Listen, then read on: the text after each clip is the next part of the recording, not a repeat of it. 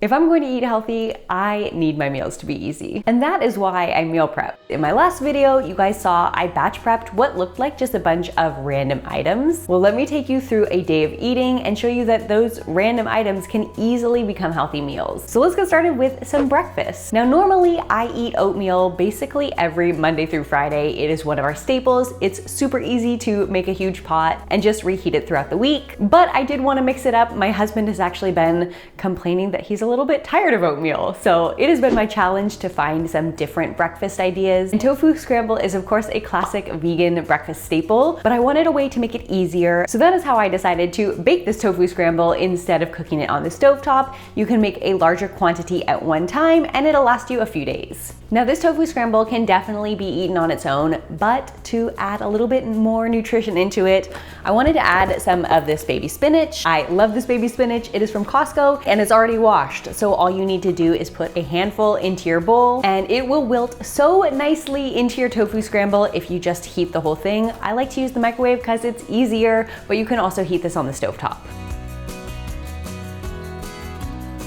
Now I like my tofu scramble with a little bit of hot sauce and some everything but the bagel seasoning, but other toppings that would be really good here would be some avocado. You could do a vegan sour cream on here or even just some salsa, and that would really jazz this up. But as you can see, this breakfast came together so quickly and it is super healthy. Now if you did miss the video on how to make the tofu scramble, I will link that down below. You definitely want to check it out because it is so much easier than making it on the stovetop. Now in the batch prep video, I also steamed some beets and oven roasted some eggplant, specifically in mind to make some hummus and some baba ganoush. I find that those two go really well together, and since I happen to have both beets and eggplants come in my farm box, it just worked out perfectly. I don't know why, but cooking eggplants always kind of intimidates me, so I find just the easiest way is to oven roast them. Once they're oven roasted, it is so easy to scoop out the flesh. You can scoop it out with a spoon or actually just peel it off of the eggplants. And these eggplants are so tasty in like a Buddha bowl or to add to a salad, but I wanted to make a baba ganoush, like I said. So that is really easy to make as well. We're just gonna start by scooping out all the flesh of these eggplants.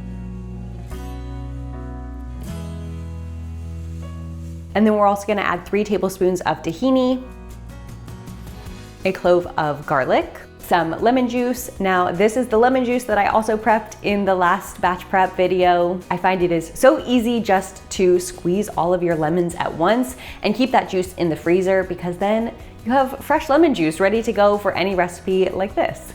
And we're also gonna add about half a teaspoon of salt.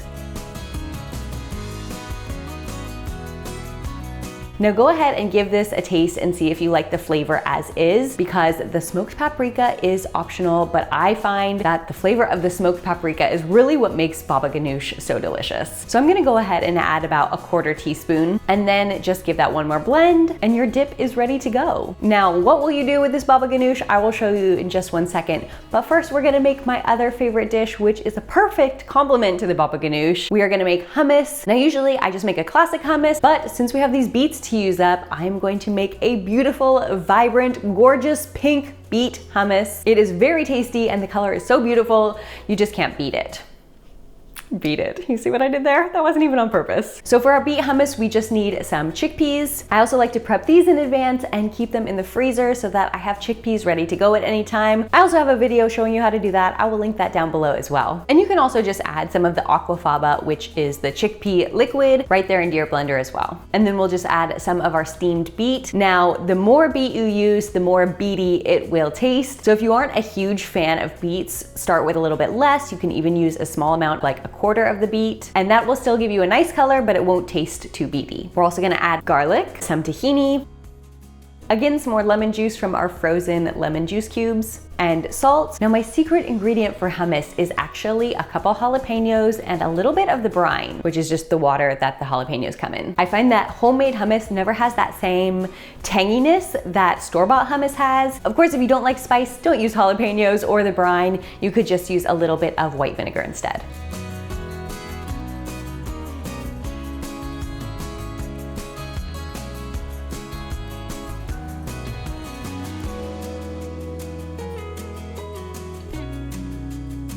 Now that our baba ganoush and our hummus are ready, what to do with them? Of course, you can just serve them on a platter. They make really nice dips. You can dip some carrots, some veggie sticks, some crackers, even some sliced up pita bread in there if you want. But what I really like to do is to make a sandwich. So I have some whole wheat pita bread here, but you could also use something like a whole grain bread or sourdough bread or any kind of wrap, really anything to make your sandwich.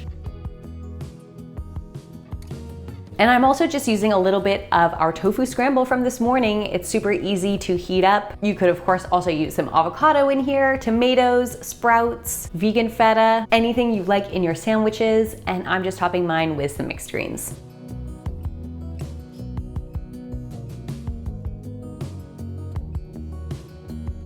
Now this is probably my favorite fast and easy meal. I make it all the time just because it is really fast and easy. And I find that if I have these ingredients prepped, I will eat a salad just because it's easy. If it's already there, I'm probably gonna eat it. Now, another secret little tip to eating more salads is to put ingredients in there that you actually enjoy eating, which seems obvious, but I see a lot of people making boring salads. So I personally like a really starchy salad. I like to put either sweet potato at the bottom or regular potato or some kind of bean or grain, or what I really, really like, which is what I make most of the time, is some kind of a pasta salad. If I have pasta at the bottom of my salad, I am guaranteed to eat it. So pasta is also really easy to prep. I actually have a video for that as well. I'll link that down below. But basically I just cook a whole bag of pasta in the Instant Pot, which is super easy. You can just set it and forget it. And then of course, once it's cooked, you can easily add it into your salads. So for this salad, I'm also adding some tomato, fresh basil, of course, our greens that we prepped in the last video,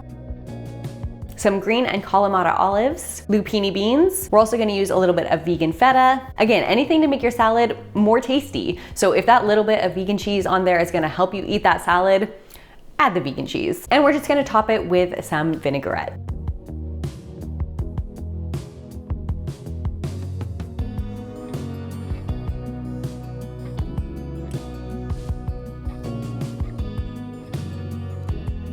And for dessert, we have some cut up strawberries from the last batch prep. So we are gonna use those with our tofu ice cream. Wait, tofu ice cream?